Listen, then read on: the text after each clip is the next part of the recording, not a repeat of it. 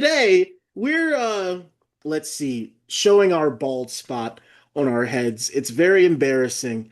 And we're giving the ACC equal coverage. The thing is, the three of us don't don't not know about the ACC. It's just very easy to let like the top teams go by the wayside. Uh, Everyone knows Clemson and Miami and Florida State.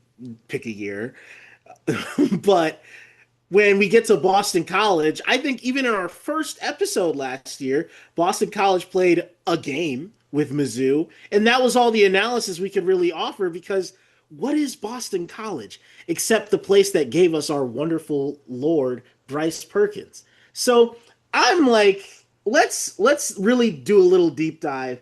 I just like picked a team in the ACC, and I was very pleased to discover Ladarius Webb Jr., a cornerback at Wake Forest. And I'm like, no, it couldn't be. Ladarius Webb, former Baltimore Ravens cornerback, I remember him getting juked out his shoes by Browns receiver Devon Bess in a very unimportant AFC North tilt. And now I'm like, hey, he has a kid that's on Wake Forest and is a junior now. So, what other treasures can we find in this conference? I do not know. I have no. I Forget don't know any of we're it. on video now, so we can. I people will see your blank stares. They're like, Hey, fine. I don't know. I want to correct the record a little bit. We talked about the ACC a lot last year. We talked about Florida State every week after they lost. We Yes, You're looking at a Kevin Jennings respecter of vaunted ACC historical program SMU, you we know? talked about Clemson. We did talk about Clemson like on numerous occasions. That's Florida true. State, Clemson, uh-huh. SMU. John was leading the. John talked about SMU like week what 2, 3, like so early. We talked I about I talked about Duke. Cal a lot, not for any particular reason. Yeah. Yes, Period. Like I think I texted you, Vasista, in the middle of a day about like, man, Brendan Sorsby's off to a really nice start at the beginning of the season. I'm not doing that for Virginia Tech unless they play Miami and have a classic game. And I understand that's the scope. I just want to give them their flowers now. And looking at their schedule at the beginning of the season, they have some really, really interesting non-conference tilts. The ACC doesn't get as much flack for it because they don't get as much uh, national coverage, I guess, and they aren't. There's not like a TV network building a narrative around them being the best conference from top to bottom. right. I mean, they only have ESPN as a streaming partner. And Yes, the but they ACC an network, exclusive streaming partner Bucks them every time. the that CW. exactly. They're on the CW. I can't help it. So, but my point is they're still in the mix as a power conference. However, they don't have power conference juice from top to bottom. So if Florida State falls off, they're in the ether. If Clemson falls off, I mean, even a little bit, they're suspect, but that's what the conference is at this point. Miami was so ready to be like nationally talked about because it's Miami, but then it's like, oh, thank God. Ooh, we got scared there. Meanwhile, Duke could be 7-0, and I don't think anybody would notice. We didn't even know their record last year. I literally played a game with you guys where we talked about what Duke's record was and found out that they were good at football last season. We didn't Again, even know. that's on us. Yeah. But when Texas A&M and LSU were fighting for the first spot in the SEC, we were like, "Oh, dude, this is a big game." When Utah plays Oklahoma State early in the season, that meant nothing. Just like the last game I mentioned, and it's still like, "Oh man, this is a big game." Meanwhile, Duke played this incredible game with Miami. I had to find out about it afterwards. We missed that Louisville Stanford ending. We had to find out about that like Bush did, I think is what you said. Listen, we're gonna do a better job about the ACC. I did have a team I wanted to talk about that I think is a potential underrated ACC team that every year gets talked about. I have personal stakes in them becoming better at football. It's Virginia Tech. Okay. They have a very favorable schedule. Okay. First of all, they play South Carolina week one at home. Oh, no. They play on the road. Oh, no. Sorry. They play on the road at South Carolina for week one, but I don't think South Carolina's some juggernaut. I think Virginia Tech could be bowl eligible when you consider they play Vanderbilt, Old Dominion, Wofford, Wofford. Wofford, Wofford. come on, man. Wofford. Okay, and then their ACC slate is what? NC State, Wake Forest, Georgia Tech, Cal, who is in the ACC now, Louisville, who's good, Florida State, coin flip whether they're going to be good. Miami, they'll probably be good, and then Virginia.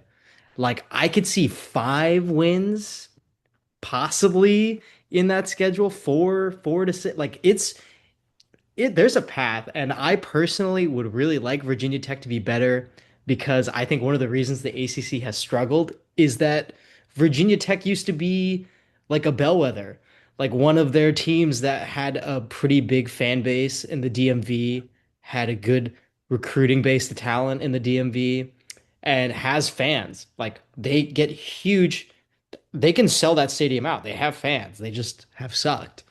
Um, so I think it's there. It's possible for them this season. I know like they've always had that fan base support. I remember they had that big game against UNC with Sam Howell, and they just jumped them that day. So but since then I'm like, you know, maybe. And they played that close game with Miami last year. They can compete with some of the people that we think will be at the top of the conference, and that's maybe all you need. I mean, these rooms are still pretty crowded, and even if Cal and Stanford aren't like making claims toward the top, I mean, there's some competitive folks there, but you can be one of them. I don't know. I just feel like under Brent Pry's entire tenure, Virginia Tech has just been like they've just been there. Like it hasn't been super negative, has not been positive by any means, but like I just don't know what exactly we've achieved building a foundation in the last 3 years to like really believe in year four. I would like to be wrong. I think it's cool when Virginia Tech is good, but like, But here's my thing. Do you think it's coaching or do you think it's talent? Because like talent, they're not that bad. yeah, I guess I would point it to coaching, but to to be frank, along with the theme of this episode, I have no idea. They brought in 30 transfers on the offseason. So they're doing like the Hail Mary transfer everybody in season. So that's why I'm like, it's possible. Their talent composite is like top 50. So it's like, the ACC is not that loaded that they couldn't carve out their wins. But anyway, we're going in circles on this. I just wanted to point out that no one is talking about them right now, and I think they could actually be pretty solid. Okay. One of the things that I guess will be a recurring point as we talk about these ACC teams with their early schedules is that they do play 8 conference games. It's weird. That's what I was the point I was trying to make, I think. Uh, they don't get as much flack for it, but it does lead to some interesting matchups early in the season. Chief among them, I would say, in week one is Notre Dame at Miami. I That is a mean, really good matchup. it's even more interesting because to me, I think it will be like, is it neutral site? Well, it's at Essentially, Miami, yes, it's so in Hard Rock. That was exactly my point. I'm like, I could see this game being played at the I don't know, the Chick-fil-A Bowl or something. But the fact that it is a home game for Miami, yet there's so many Notre Dame fans in the world, but especially in South Florida. I just can't imagine that it would be like a strong Miami contingent enough to keep out all those Notre Dame fans that have had this one circled forever. Yeah, and that game's on an island, a Sunday slot for week one, right before Labor Day. It's the only game on at 6:30. Everyone is going to get to see what these two teams are, and I, I don't know, man. I don't think Miami's going to be as good as they were last year. This is screaming to me week one. Like you said, on an island, everyone's paying attention to it. They'll have the numbers next to their names and the brand recognition, and then we'll find out both of these teams won 7 games at the end of the year. It drew huge ratings week one. Uh, that's like what this is screaming because they were both. Miami was a pretty junior roster, right? Junior senior roster last season. Notre Dame, I think, pretty similar. So yeah, I don't really see these guys being, incredible. It'll be an even matchup for sure. I mean, I would say Notre Dame's going to win. I mean, I fundamentally Yeah, think their coaching staff is better than Miami's. I'm just wondering, I had to look up just now because I'm like, wait, who is Notre Dame's quarterback this year? And it's looking like Tyler Buckner. I'm not particularly enthused by that. I feel like guys can change a lot in the past like what 2 years since he last started. But Notre Dame's not really about their quarterback. So I feel like the version of Miami winning this game is them being Cam Ward led. But And they I don't know. Carson Beck led, so we're well, looking yeah, at that a was. 3 interception masterpiece. That's true. Whoa. Stoppable force versus movable object. Carson Beck in a big game. And Mario Cristobal. Mario Cristobal. Wait, no. Sorry. Oh, wait, no. For a second, I thought Carson Beck would be playing against Mario Cristobal. Then No. this is bad. It's a big That would game. be They're something to fucked. see. Never mind. Sorry, you just watched me put that together in real time. But yeah, no, a Carson Beck led team on prime time. One would have to believe that there are 3 to 4 interceptions of pent up over the off season. I guess this is another like tester game for sure. I mean, it's week one, but like Notre Dame's defense, I still expect to be very solid. If they can determine like the tempo of the game, then they're ready to win this one in Miami. Do they actually play their second to last game? I thought was in Miami against Penn State. I feel like that was in Hard Rock Stadium too. It was. They played against yeah, it was in Miami. I believe we might have talked about this one already, so we won't linger too long. TCU at UNC, week one. Can't wait, man. Can't wait to see this.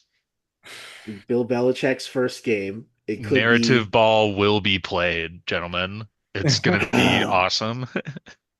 Do we think that if UNC loses, there will be a article about how Bill Belichick is eyeing the NFL currently? Yes. Because I kind of think TCU will win. I don't know. I have a lot more faith in TCU personally, even though they did not have a great season last year. Um, and UNC is just like kind of a dumpster fire right now. Like, do we really believe in that? I don't know how you couldn't believe in Bill Belichick coaching a college football team in 2025. I can't even. You Um, blow my mind. I just. I don't know. I put this game on here and truly I just think about like Josh Hoover being the quarterback at TCU and him being like this like traitsy like guy that's like developed in the same system for a couple of years on an offense that can't run the ball going against a UNC team that's entirely on install. And I think, oh wow, this one could be like this really lopsided game. But I feel like if Bill Belichick's going to play any sort of way, I think this is our first mention of the year. I think he's going to play like a crab, dude. And I don't know if that actually works against a team that is fun to play in a video game, but not necessarily all there as like a cohesive, like clock control, like dynamic offense. Like, can they be good? Well, can they be balanced? Because that's I think about that UCF game last year where they had UCF dead to rights, but it was just like a classic like Gus Malzahn like weird uh I was waiting for it. Weird like one explosive play, keep possession of the ball, keep your defense rested, and just outlast in the fourth quarter. And TCU just didn't have anything like that last year. You know what? As you talked, I've changed my mind. I just think UNC is gonna win. I think Bill Belichick probably just sat around all offseason Wow. thinking about this stupid game. Like, Wow. right? Dude, Don't I you- believe way more in TCU than UNC for this. I think I believe in UNC for this one game. That's how I think of it. That's fair. That's fair. I think it's just like there's going to be some real prep in terms of tricking TCU. I don't know. TCU still runs that stupid 3-3-5 stack, right? hmm It's just so exploitable by formations offensively that it's like you got I mean a guy like Belichick's probably licking his chops in terms of just getting them misaligned. I don't think he's coached against it in a game that I've seen. So this could be fun, if anything, for like football nerds. And I don't know. I'm not necessarily on the edge of my seat for this particular game, but I'm sure if you once you get the all 22 afterwards, people have a field day. What's up next, Chief? Real fucking hoops is what's next. Syracuse at Tennessee, week 1. Orange on orange. Orange on orange. I feel like I would like this game more if it was Tennessee on the road at the Carrier Dome, but for what Josh Heupel's doing and how badly things have ended since kickoff against Ohio State, I'm very curious how they handle a feisty Syracuse team that just named their quarterback. There was a battle going on there, but it was Ricky Collins, LSU transfer. It's a good name. That was a good name. I like Syracuse's coaching staff. I think they're a very solid staff. I feel the same way. I'm Um, curious. Oh, sorry, go ahead. also, also to be clear, the Carrier Dome is dead. It's something else now. It's Oh, that's yeah. sad. The I can't remember if it Invesco was last Carrier year or Dome, this offseason, but some index it's fund. But yes, I think Syracuse's coaching staff is good, but I just Tennessee is a like more complete the well, yeah. I team mean, thing, at this point.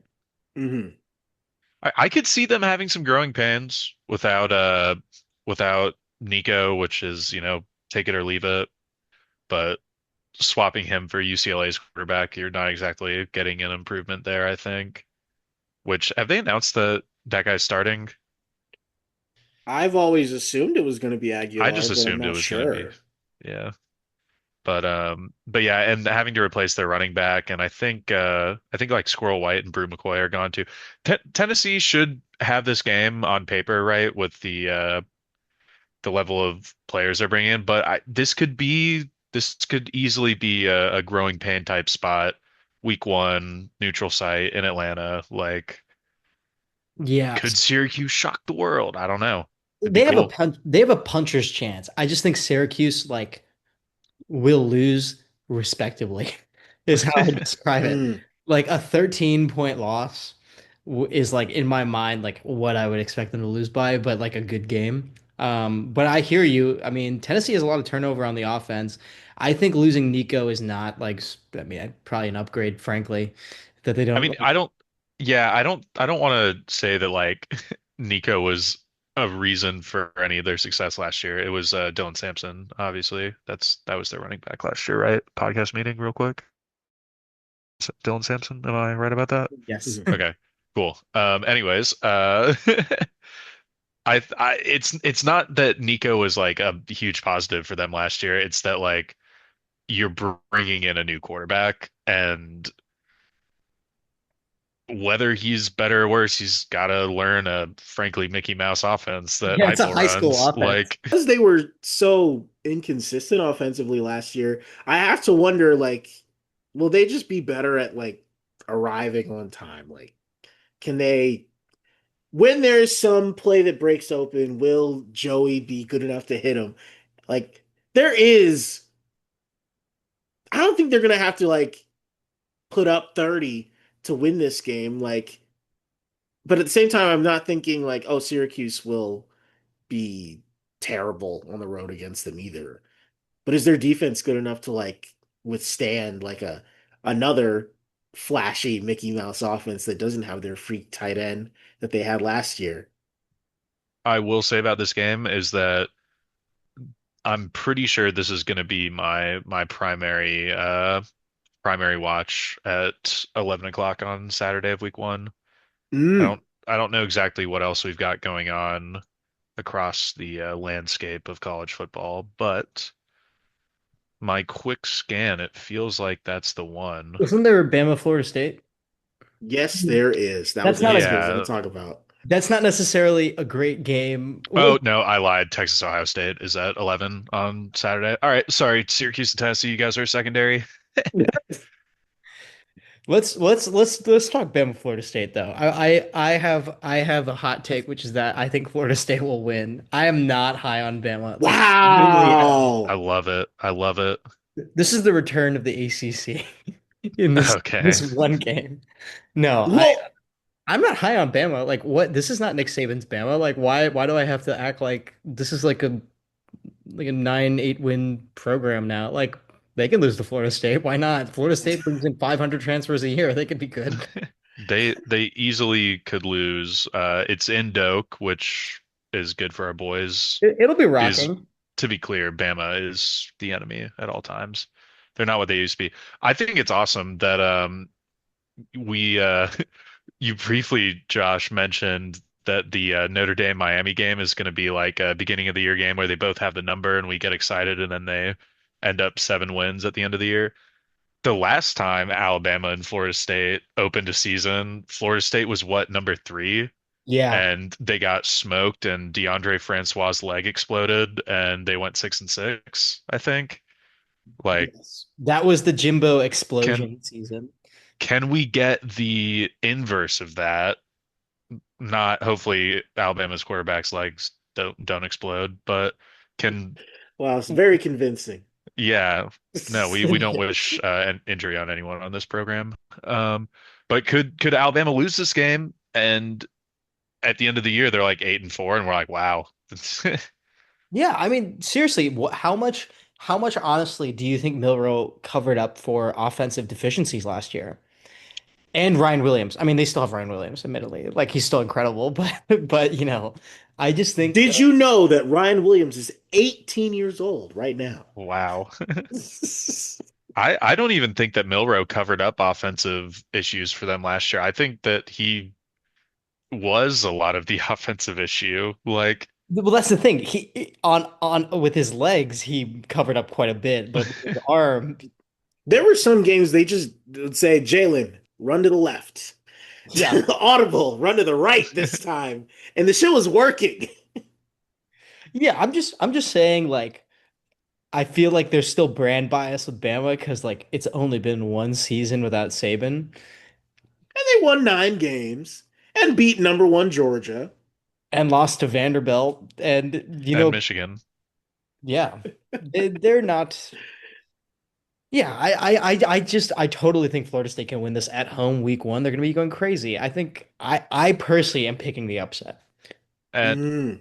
and you know, it's so hard to think about what to make of Florida State this year. I mean, they bring in 30 transfers every year, but like they really had to do some soul searching after going 2-9 or 2-10 last year, right? They Mhm. beat an FCS team and Cal. Florida State is an enigma for this upcoming season, right? This Yeah. is it. I don't think that they will fire Norvell if they have another underwhelming year. Maybe if they go 2-10 again, they'll fire him. But like this is that dude's got to get some momentum back after having as weird of a roller coaster 2 seasons as I think you can have as a head coach. Listen, he's had a bad season and an undefeated season. He's capable of both of those things. Hey, Literally anything. that's all I'm saying. But yes, I'm picking Florida State, which is stupid, but that's my pick. Well, it sounds like the betting market is a little saturated with underdogs. So I'm gonna go with Bama. I'm not sure exactly how much they win by, but I do think that they're talented enough to pull it off. And if anything, they've been in the same place for 2 years. Kalen DeBoer has got. I, well, I'll give him that he's had the same team for 2 years.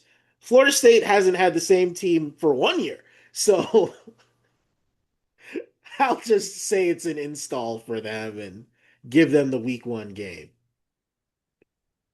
Fair, fair. That's fair. Give me Florida State. Fuck Bama. Georgia Tech at Colorado. I'm high on Tech. I really like Tech. I really like their offensive coordinator. I think they have a very good head coach who's not an idiot. Like manages the game pretty well. Um, I'm not sure whether they'll win this game because it's going to be at Colorado, and Colorado officially has juice, I must admit. Um, but I'll pick Tech just because I think they're a far more competent team. Also, I think their use of motion on offense and like QB run and the way they use that, I think will tire out a defense like Colorado that I don't think has as much depth. Um, and I just think that they're Colorado's replacing like pretty much their core stars that really carried them. They don't have that anymore. They don't have an NFL QB and an NFL wide receiver, corner, Heisman level player. So, um, yeah, I'll pick Georgia Tech for that reason. Colorado surprised me last year with their trench play. They were able to get it together in conference after a very rough showing against Nebraska early in the season. And I feel like this is going to be one of those things where they just get bullied up front, at least on defense. So I think Georgia Tech comes up and wallops them. I mean, last year they started the season in Ireland. So this year, starting it up like what, a mile high shouldn't be too much harder. Who was it? Haynes King, I believe, is back. Mhm. And that was what I was worried about. Getting him early in the season sounds like hell. Like he was a real like warrior in the Georgia game last year, like as many times as he carried it. But I'm like getting him week 1. I'm worried about his safety, but also the defenses. So I think it'll be another announcement for Georgia Tech that yeah, you're gonna have to pay attention to us this year. Hey man, nerds can play ball, dude. I really think Georgia Tech, especially after that Georgia game, really found I think it was a huge mental confidence boost. 100%. Like a proof of concept in their mind that in their mind they could have won, they probably should have won, you know. And I think they found their identity offensively. Like they're not in the Georgia game necessarily, but going later in the season, they really found what they do on offense. So, I mean, the whole last season they were beating teams that they weren't supposed to, at least going in. So. They punked Miami and they almost punked Georgia and they punked Florida State at the beginning of the year. Like, I, they have my respect. Now, for Colorado, they're still having their quarterback competition. The former Liberty quarterback, he was one of the guys I wanted to bring up in the New Faces, New Places segment last episode. Uh, Keaton Salter, uh, another guy that can really move. I think they'll do a lot of stuff with him in the ground game, but It's not his job necessarily yet. Julian Love was the guy that they had competing with him. What, you have an opinion on Julian Love? Juju Lewis, dude. Auburn commit until like a month before signing day and then flip to Colorado. Come on, man. Second week Lewis in a row, I've had Love, to huh? correct quarterback name from you, man. Fuck! To be clear, I only know that because he was committed to Auburn for a little while there. I'm literally looking at Ricky Collins, the LSU transfer, on my screen right now. I had to be sure, but I felt confident. But you know why I didn't remember his fucking name? Because they have their fucking ats on the back of their jerseys and not their fucking names. Ugh. Anyway, go ahead. I don't know. I mean, by all, it probably should be Salter. I'm pretty anti true freshman quarterback starting, especially these days, unless they're like, I don't know, Trevor Lawrence or whatever. But I mean, they're both good players. Salter just has that experience. But yeah, any way you slice it, I mean, Colorado, I don't, they're definitely going to step back, but I mean, it's hard to say how much because like the one of the interesting things about the Dion Portal build over there is that they didn't just get a bunch of like juniors and seniors. They've been getting young guys this whole time. So it's like they're almost doing talent development through the portal instead of like the traditional way of getting it through high school. So it's like I don't think they're gonna like collapse and be a dumpster fire this year. They're definitely gonna step back because you have to replace, NFL players at key positions, but I think Georgia Mm, Tech beats them, but I could see Colorado having like a pretty similar win-loss total to last year. which would be really incredible. I mean, they were nine Yeah. and three, Yeah. and I don't know exactly Oh, how their oh, schedule shakes out this year, but I think they do play a lot of the teams projected towards the top of the conference. So I don't know. I don't know. We'll call them 7-5. This is not a Which Big would 12 show. This is still an ACC show. Be be, incredible. yeah, yeah, yeah. For the record, it would be a success. LSU Clemson. Come All on. right. Oh, yeah, That Not a that's big game true. at all. Death Valley, Death Valley, yeah. Well, yeah, which Death Valley are they playing at? the one with a lake, not the one on the bayou. Ah, I see. The Well, one- the how do one we with feel a about rock. Clemson? How do we feel about Clemson? Because they showed some character last season by just winning the ACC, getting into the playoff, playing a respectable game in the playoff, you know, against a more talented Texas team, played a respectable game. They still lost. I thought Klubnik also played much better as the season went because I had been pretty much out on that guy. I didn't even, I mean, he was such a well recruited, like five-star player, but then I was so unimpressed by him. But by the end of the year, I started to see like his NFL traits, like his size, his ability, his strength, really his ability to like shirk off sacks. Um, you know, they showed some grit. I like them more than I like LSU with Brian Kelly and like shitty corners and like 5,000 points a game, personally. I mean, Brian Kelly is winless in season openers at LSU, I believe. They've played big games. I mean, against decent teams. USC last year was so good. Florida State 2 years ago. I mean, it was a good But Florida State team. yeah, I've got Clemson here. I don't know if we're doing this in the show or not, but I feel pretty good about Clemson to win this conference. And Really.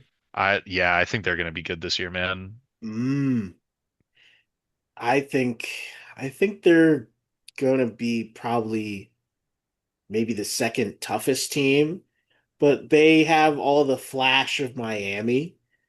And I think that's an awesome combination.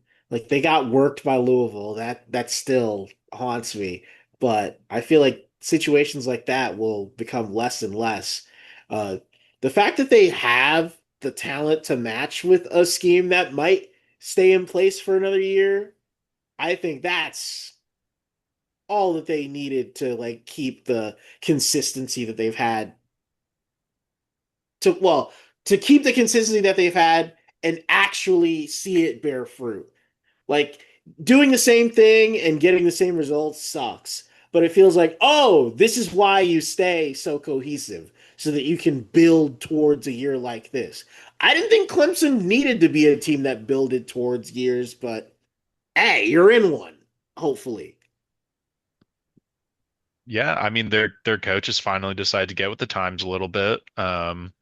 I think that's probably more than anything a reason why they've had to like be a more building program the last few years. The the whole no portal acquisitions things and really very few portal exits thing, like that's great, but I mean it's been done to death by anyone who talks about college football, but like you're just limiting yourself in a way that other programs aren't limiting themselves. So I think it makes sense that they were, they were not at their early or, early Dabo peaks, I guess. But I think that I'm not saying that they're going to win two national championships in the next 2 years or in the next 3 years, but I could see them getting back here and being like a strong, not just playoff team, but like first round bye type team, every couple of years. Yeah, I mean they're So, talented. They have the rep, they have the coaching. Like it's certainly there. I would say that these last few years have been somewhat a regression, but yeah, I mean it's all. I agree with you. It's all there. It's just honestly, I think it's just been their offensive coordinator. It's just been terrible. Like offensively, their defenses are still delivering. Like I think this defense is going to be disgusting this year. yeah, they absolutely could dominate. And also like to actually ground it in the context of this game, LSU has bad voodoo. They always lose week one. I think they have the worst coach. I'm kind of out on LSU personally, so I think Clemson will win pretty comfortably actually.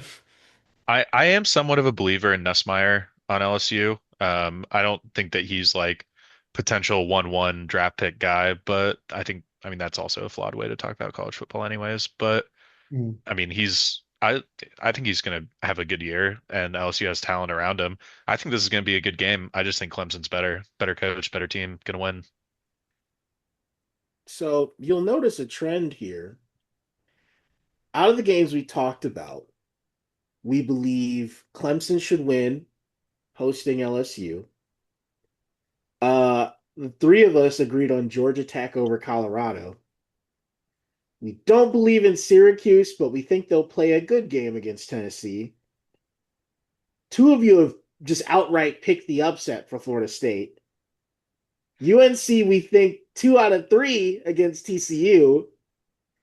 And Miami, we think will lose to Notre Dame, but it will be because of something Mario does at the last minute, not that they didn't belong in the same field as Notre Dame. That's 4 wins that we've decided amongst the three of us out of 7 matchups, 6. And the losses that we thought about, we thought, yeah, they should be good games, should be decent showings. Is the ACC an underrated conference right now? Yeah, I mean they're not as bad as people think they are, but they're correctly ranked among the conferences. They're just not like terrible. Like, Mm. you know, they've got good like they have playoff teams. Like, I think it's also a lot of favorable matchups here in week one. yeah, they're playing Well, the I mean, how schedule. many teams could they play? I mean, they took Alabama and Tennessee from the SEC, and we think Oh, they'll go 1-1. yeah, but I mean you take if I were to put Clemson against, pick your top I think of Clemson as probably the favorite in the ACC, probably their top team this year.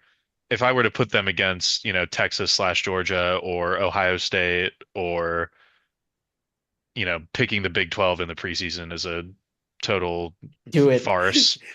Uh, Say one, you won't be wrong. but like if you put their number one against, other power conference number ones, then I'd probably take the other league's team. But like Mm. we've got you've got a little bit of a delta here where it's like Clemson's playing probably like the fourth-ish, fifth best team in the SEC preseason.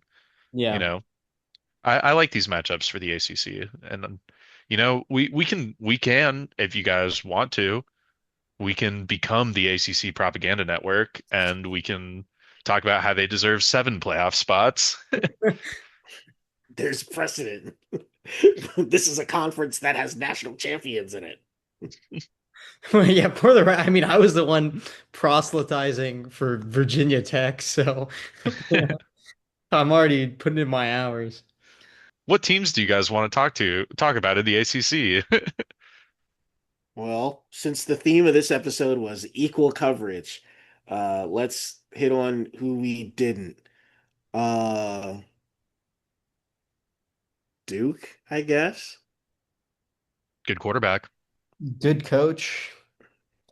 Um, with those two factors in the ACC, you can win 6 games easily.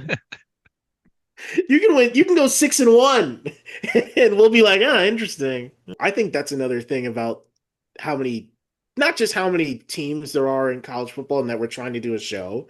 It's that the conferences are so big that you can be off to a really hot start and still be sixth place. And I don't know. It just if I'm scanning, it's just easy to miss. So I don't know. I think I'm reaffirming that I like that we're doing this today.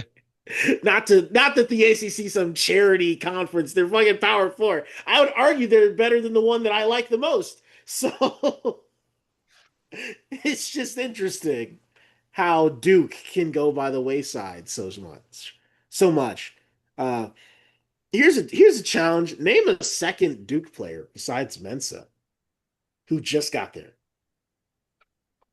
Damn.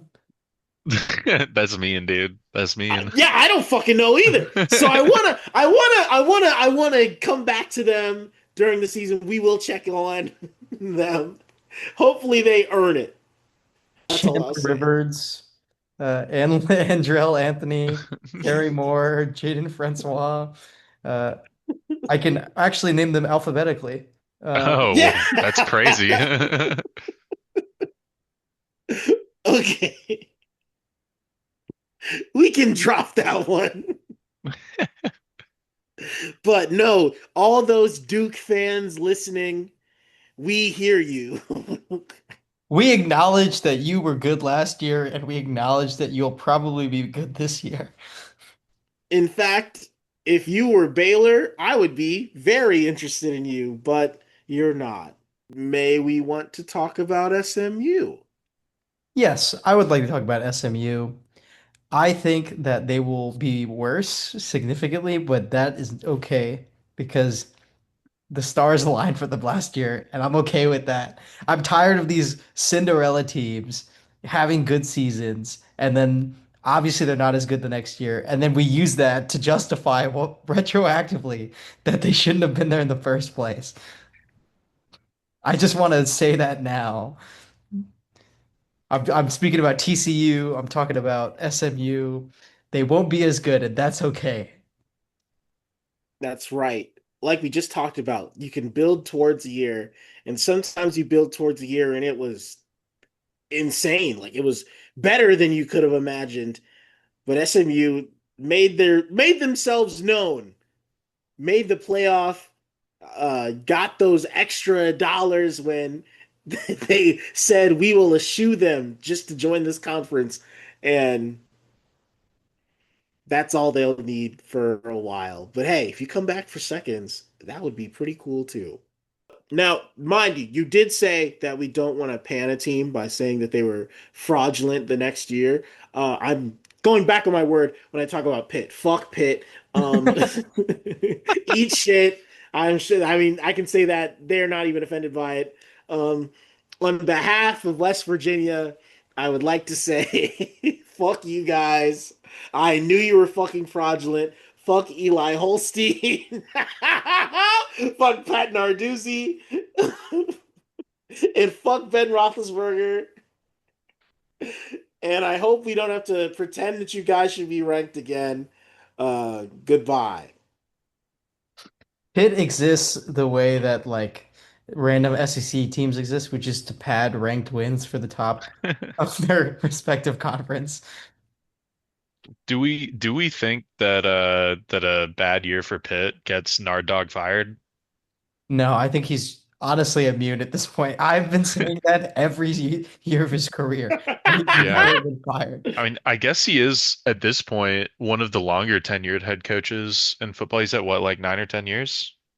Yeah, and they haven't all been bad too. So it's like, you know, He won the conference a couple of years ago. Well, an increasingly longer time now, but yeah, but they're Pitt. Like the fact that they ever won the conference, yeah, I don't think they'll that's fire him. true. You know He's like what? Mike Zimmer. They're cooked. Dabo's back. The year they won the conference was the year Clemson wasn't there in the conference title game. So, well, I'm fine. Yeah, see ya. That's I don't know. Whatever. I'll bring this up. This is Dan Wetzel was talking about Louisville potentially joining the Big 12 if their uh, unequal revenue sharing doesn't ice out the conference in later years. I don't know. We're I don't getting want to close talk to the about season, so I don't this. want What to are we even doing, talk man? about That's this. fuck that. I I don't don't want to talk know. about this. I don't want to. I I just I just think about Pitt and Louisville and how they are cultural fits for the Big 12, but I'm like, I don't know. I feel like that's a scenario that would be less fun than just I don't know, keeping them anonymous. Boo!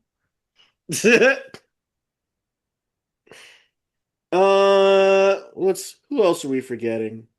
Uh, we could quickly hit the two Bay Area schools. right. And Cal Wake is going to be a Forest. total shit show this year, dude. Like they are, I think they're going to be awful. Yeah, I know nothing about them, and I would have assumed that anyway. Well, yeah, I mean, it's just every one of their players transferred out. They've got two great dudes in the coaching room with Brian Harsin and Nick Rolovich. Real good culture fits for the Bay Area and Berkeley. Uh, I mean, I don't think that Wilcox is a bad coach. I don't think he's done a bad job over there, but like he's got to be looking for a way out. I think they're going to be really bad this year. Yeah, I And mean, Stanford, I just have no idea. yeah, We you would just deep in the offseason we talked about Frank Reich being there, but that's all I've got for Stanford. I don't know. Maybe they'll have another uh game where somebody blows it and they take advantage, but I still forget that the fucking Stanford and Cal are in the ACC. It's why are they over there? Why are they in this conference? They shouldn't be in our ACC episode. that's correct. Yeah. No, I like Fuck Stanford this. football back in the day when they'd beat Oregon. Yeah, 15 years ago. But those were good years. I remember them. Andrew Luck is the president of the team right now. Kevin Hogan, bro. Fuck Andrew Luck. Oh God, Kevin Hogan should have. There should have been a UFL to support him. All right, moving on. I guess we will drop the ACC shtick. I think we've Yeah, done I'm our due ACC'd out. diligence. We did it. We did it. Shouldn't we be rewarded for this? For paying attention to this third place power conference? All right. Now it's time to talk about something that will immediately light up our faces.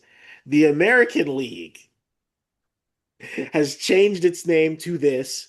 It is no longer the American Athletic Conference. Awful. What do we think? Ugh. I Um, mean, cool, I guess. yeah, I'm like, Like, Well, I don't know. I sorry. didn't I guess I'll like give you a little consulted. more. It's not just that they've changed their name, but they're trying to keep their member institutions. I know we don't want to talk about realignment necessarily, but one of the big headlines coming the same day as the ACC announced, not ACC, as the American Conference, announcing that they were changing their name, was that they're giving themselves a new mascot to represent them, Soar the Eagle, who will represent their brand identity and, and lead a cohesive vision for the American Conference full of patriots Are like we gonna Army find and out? Navy. Dude. Are we gonna find out the American League is gonna tariff all non-conference out of conference games? That's right. If you want to play the Raging Cajuns, you're going to have to do it at a price. You have to pay us 40% to come to our stadium. Absolutely.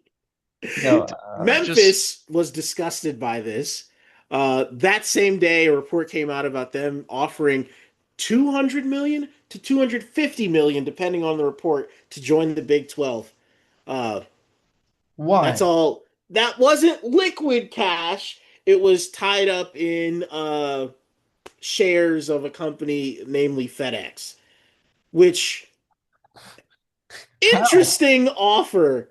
I'm not exactly certain, but I know that if you're a rich dick in a state and you contribute to a college sports program and you are connected with some major industry, FedEx is uh, based in Tennessee, and this would be, I don't know, a way to to create brand cohesion. Something that I can't believe I got to say twice in this segment alone. Yeah, in regards to the cartoony linebacker Eagle thing, Soar um, the Eagle, or the mind you. Eagle, Jesus. I didn't even know that conferences have logos. Are they the first one, or am I gonna find out that they all had logos this whole, like, not logos. I know they have logos. Conf he's the first Mascot. conference mascot. That was part of the press release. Okay. Well, if I was funnier, I would think of jokes about what the SECs and the Big T would the SECs just be a gigantic middle finger? That is the next segment Yes. we're doing. Nice. Okay. Before we get there, I just want to shit on the American for a little bit longer. Like, I you you spent probably a fuck ton of money on like a marketing firm and PR to come up with Soar the Eagle and your new name, which is just dropping one word from your previous name. Like, to make a cohesive brand identity. I just don't get it, man. Like what is different about the American Conference compared to the American Athletic Conference? What differentiates the American Conference from Conference USA? Like if you're trying to, I don't know, give yourself some more cachet as the, the old way they used to do Power Six all the time, like why not just like call yourself the Big East again? Like, I know you've got teams as far west as Texas now, but like, just Here's the do, shit at I this mean, point. well, yeah, but like, just, I don't know. You could have done better with the name, man. American No, no, Conference, I've it's agreed the with you. same.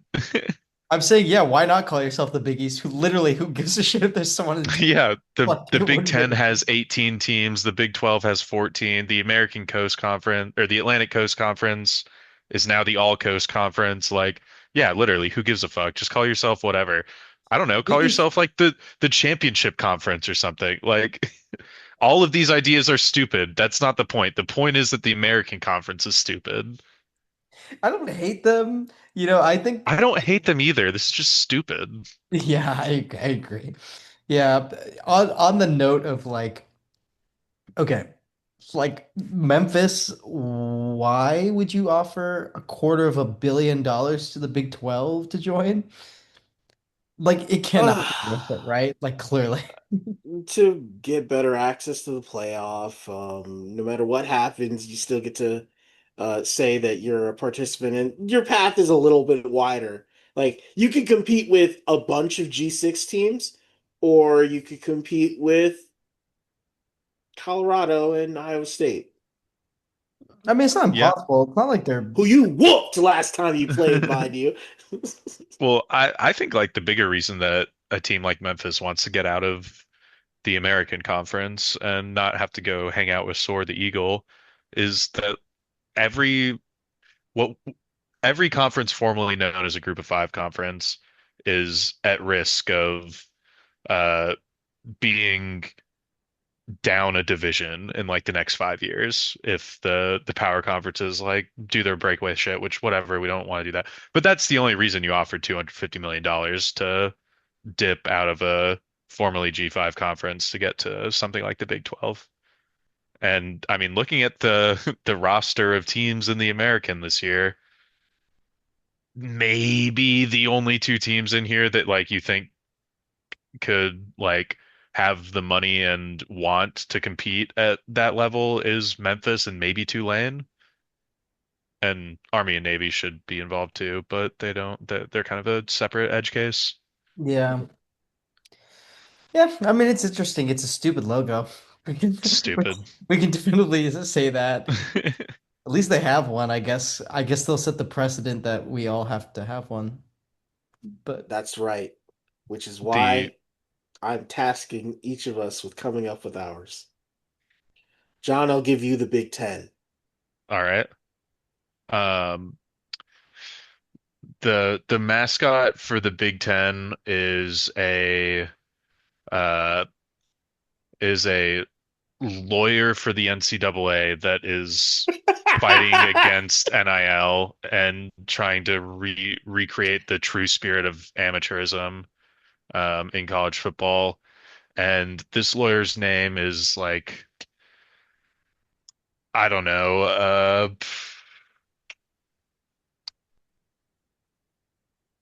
something. It's got to be something to do with the like, oh, we're all smart schools, we're better than you, like football schools or whatever. What's a it would be a lawyer crying while picking your pocket.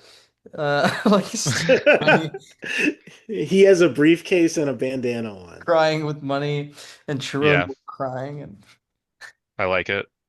yeah. Um, I don't have a good name for this We'll character, discuss this but next episode. This yeah, isn't okay. Mhm. not something to be done on the spot. The Big 12's mascot is Travis the Trucker.